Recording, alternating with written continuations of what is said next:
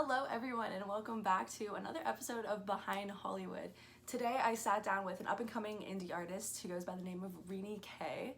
And we kind of talked about all things regarding her starting her music career in the midst of COVID. We talked about social media and how that played a part into her career. We talked about marketing and all different things like that, and it was super duper fun. So keep watching for that. Also, if you want to see more videos like this coming very soon, make sure you subscribe. Also, check out Rini K on social platforms and streaming platforms. I'll have her music and everything linked in the description box, along with my socials and everything, which will also be linked in the description box. So yeah, let's just get right into it. Yeah. So, how are you today? How are you doing? I'm doing good. I don't know, it's like always a week, I guess, if you know what I mean. No, I But totally yeah, get it. I'm in high school still and stuff, so I'm just like literally in my Hannah Montana era right now, just trying to balance everything. Honestly, that's like that sounds like a pretty great way to live life right now. Like, Exactly. if you could compare yourself to Hannah Montana, that's an accomplishment. Pardon me, you just cut out. If you could compare yourself to Hannah Montana, then that's like an accomplishment. Thank you. Yeah, we're all a little delusional, I guess, but that's how I see it now. Trying to do well, I guess, both academically and musically. Since it's kind of impossible in both areas these days. So Yeah. Could you start kind of just by introducing yourself, kind of talking about how you got started into music and stuff like that? yeah, I'd be happy to. So for me, I started playing guitar and writing songs when I was 11 years old. And it was I kind of fell into it by accident. I was not athletic growing up at all. I really didn't have any like hobbies, I guess. So I needed something, to do with my free time. And I ended up, doing performing arts things here and there, but ended up really liking the musical side of it. So I started writing songs and I ended up writing a lot of songs. And I just got this idea that I wanted to make an album like out of thin air, just because why not, I guess. And, with all the resources we have with just the internet and softwares and stuff, it was kind of like you can literally do that from your childhood attic. So that's what I did. I made an album called 6 and 7. I released it when I was 15. It was super DIY though. I produced it myself, mixed it, mastered it. So it was like very DIY, and you can definitely tell when you listen to it. But it gave me the opportunity to write a lot of songs and kind of learn about myself as an artist, and if I wanted to do that going forward. And I really enjoyed it, so I ended up continuing with that after I released it and started writing more songs. And now I'm kind of going in a different direction with my music. I'm working with a producer who helps me craft that new sound I'm going for. And yeah, now I'm, just trying to evolve myself more and more as a human being and as an artist, and, reflect all the things I'm going through into my music as honestly as possible. That's super in depth and super cool. I really like that. So you kind of dabbled on my next question a little bit just now, but do you work with any sort of like team, like managers, producers, agents, like stuff like that?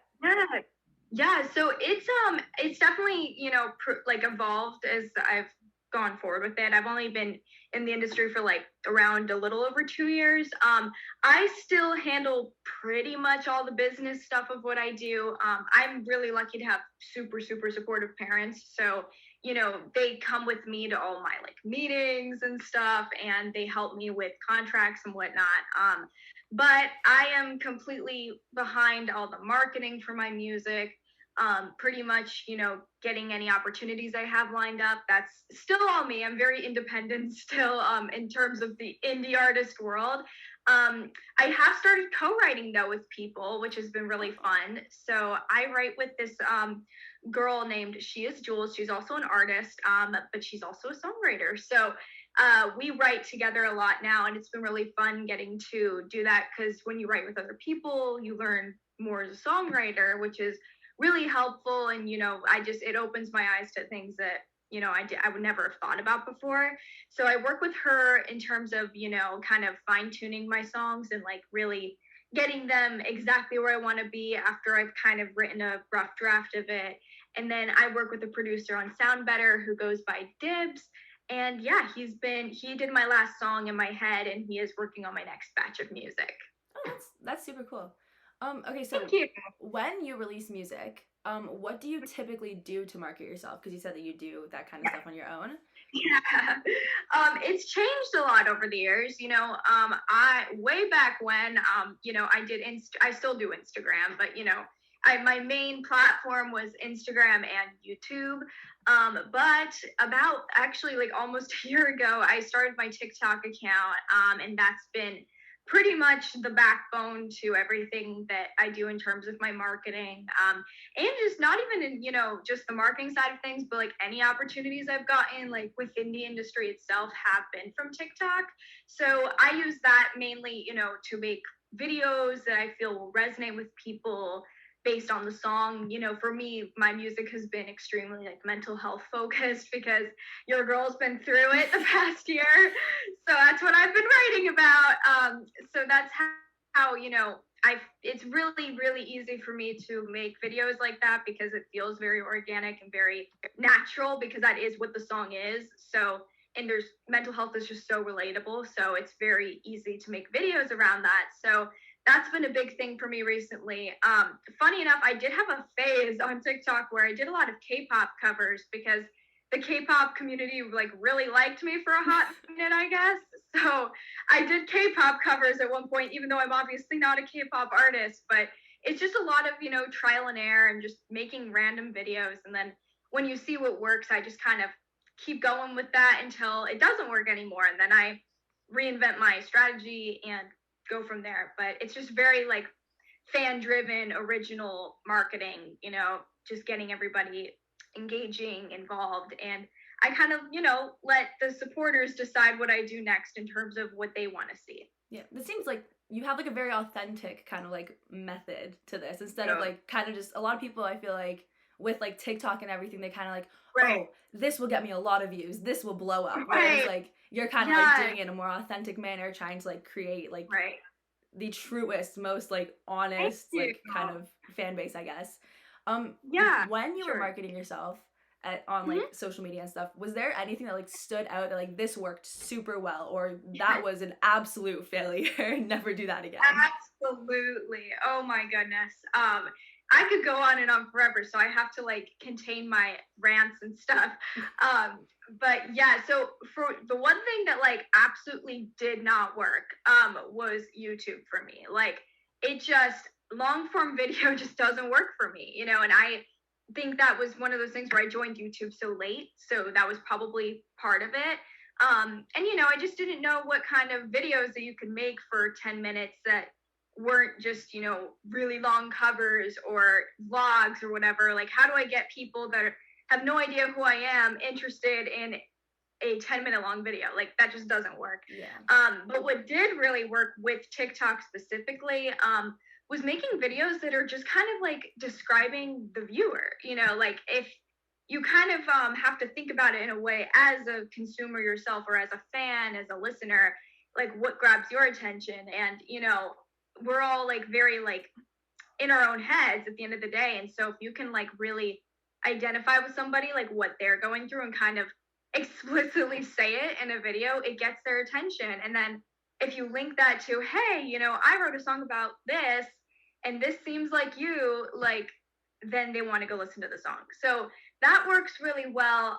Also recently, my friend's also been doing this as well. Ashley Sienna, she and I have both been making videos about like, hey, you can be like a first fan for a small artist that might blow up one day. So I know we're not the only ones doing that. And it works really well because people love being the first to discover something. So that's been a really good video that's pretty reliable. It doesn't get like hundreds of thousands of views, but the follower conversions are really good. But the other ones where I've been like, saying like TikTok puts similar people to you on your For You page, those tend to do really well. And then they kind of stopped working for a little bit. I think I just did it so much that finally it fizzled out. But that's kind of, my process with that. So definitely just really relating to the viewer has been the most successful for me. Yeah, I think I actually came across your TikTok from the you want to be one of my first fans, like one of those ones. You probably have. I think that came up on my For You page, and then I was like, Oh, okay, I'm gonna reach out to her, gonna start listening to her music. This girl yeah. seems cool. Oh my gosh, thank you. I appreciate that. But yeah, no, Yeah. that is like, I've had like so many different artists making those TikToks on my For You page, and Yeah. I'm like, so I, Right. not to like flex this or anything, but I was like a fan of like Shawn Mendes from like day one before he had any Right? music out, right? So I'm like, oh my god, I was like that for Shawn Mendes. How many other people Exactly. can I be Who like that yet? for? It's like the Exactly. biggest like flex in the world being able to just say, It hey. is. It really is. Like, especially if you talk about an artist that you're kind of similar to, like their, songwriting style or just their vibe in general. It's like if those people that were the first fans for that, it's like, oh, now we can gatekeep this person and Yeah.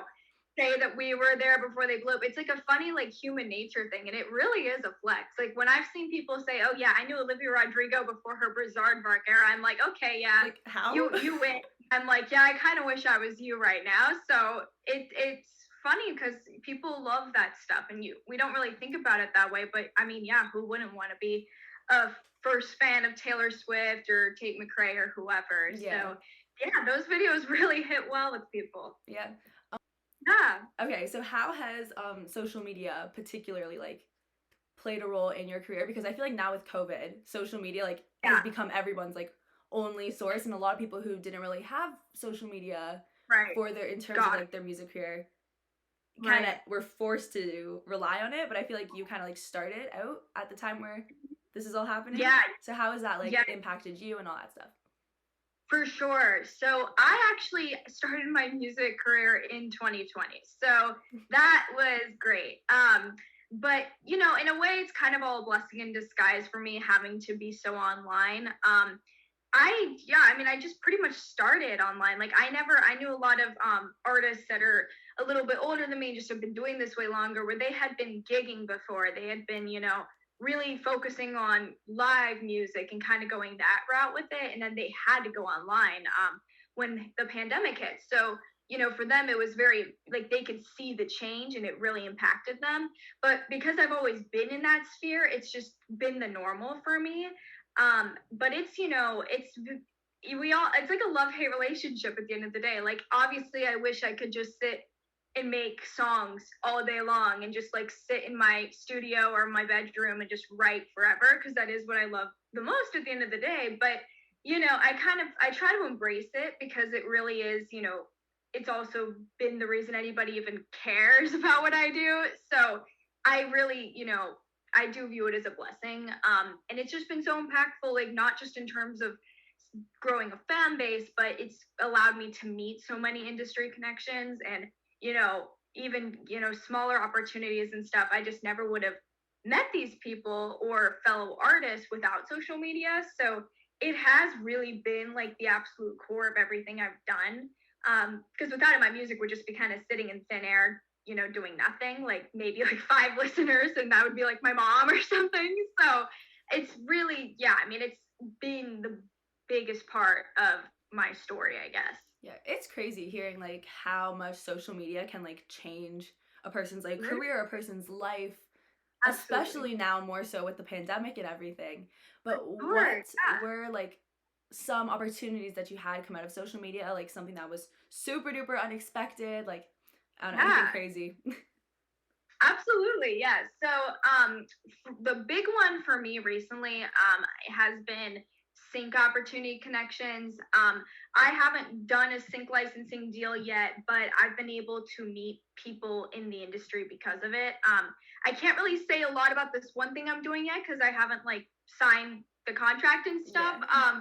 But I did meet this one organization or this one company that is going to have me intern with them this summer, which is super exciting. So I'm really excited to work with them and, really get behind the business side of things as well. So I literally stumbled across their TikTok one day and I was able to go into one of their listening sessions. And then I just kept going and I actually got to meet them in LA in November. So it's been really cool being able to do that. And yeah, that was just a really big thing I would not have gotten without TikTok or without social media. And honestly, I think the reason they even were interested in having me work with them was because of my own TikTok page, because I've been able to do stuff on my page that has worked for me. So I'd probably be able to help them with stuff like that. So that's definitely been probably the most important one for me.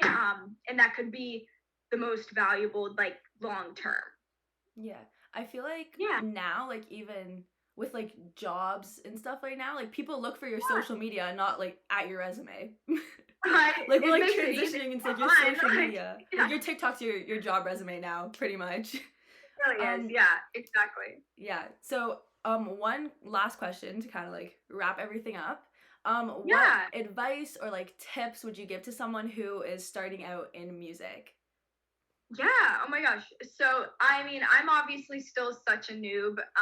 But for me, it has just been like consistency. Like you have to show up every day. Like it's so easy to like be super discouraged, especially if when you're first starting and you feel like nobody cares or there's just really nobody that's going to be interested in your kind of music or you feel like you're just not good enough. And at the end of the day, there's an audience for every type of music and every type of artist. So it's literally just about like always trying things out and just figuring out what works. And when you find that something isn't working, reinvent it and just move forward with whatever your new idea is. Because if I would have given up when YouTube wasn't working out for me for my music, then I would have never been able to move forward with what I've been able to do on TikTok and grow the community I have or get the opportunities I've had. So it really is. It's like so basic, but if you just show up every day and do something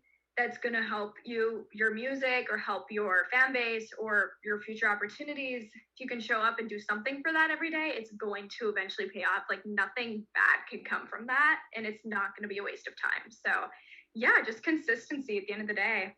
Yeah, that is like such a good point. Like Really is. it like it's like so simple, but I feel like a lot of people don't really like think about how effective it is.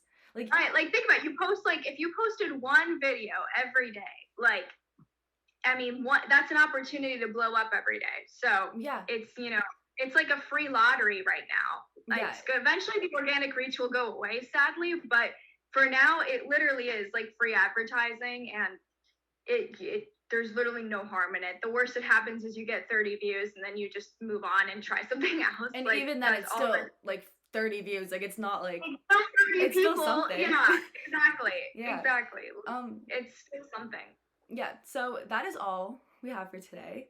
Thank you so much for doing this. Of course. Thank you for having me. I love, meeting new people and talking about music. So much fun. Yeah. Yeah. So yeah, is there anything you would like to say at the end of this? If you would like, yeah, I have some new stuff I'm working on right now. So for now, check out my song in my head. It's been out since November. And yeah, if you want to connect with me on Instagram, it's Rini K Official, and TikTok, it's Rini K Music. Yeah, I put everyone that I speak with, I put their Spotify and like, Instagram links in the description. So guys, if you're watching, go check her out. Awesome, thanks. Because literally, like, I always feel like my name is like hard. Like people don't know if it's Rinnick or Rini K. Like when I, say it, so it's hard to spell. So thank you. Yeah, thank you guys so much for watching. This was such a cool, fun kind of chat that I had. And I felt like it was very, very informative hearing from the perspective of an artist who was like still very, very, very early on in her career, having just been at this for like 2 years now. I felt like I learned a lot personally. I hope you guys enjoyed it just as much as I did. Be sure to subscribe because I have a lot more things like this coming very, very, very soon. Okay, words were just not working for me when I was taking this video, so nothing really came out right, so we're just gonna give it another go here as I'm editing. Basically, what I was trying to say is that I have the links to Rini K's music on both Spotify and Apple Music at the top of the description box, along with her social media platforms and my social media platforms because, gotta plug myself. And that is all I got for today. Have a good one.